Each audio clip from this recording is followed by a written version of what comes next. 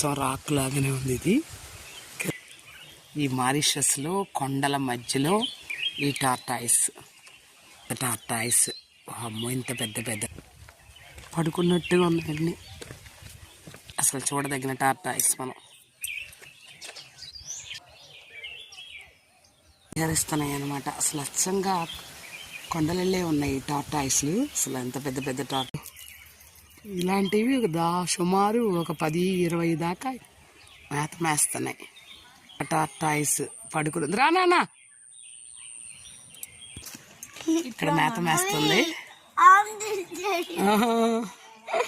ఆమె తింటుందంట అన్విక్ నాన్న అంటున్నాడు. ఎమ్మి అది కదులుతుంది.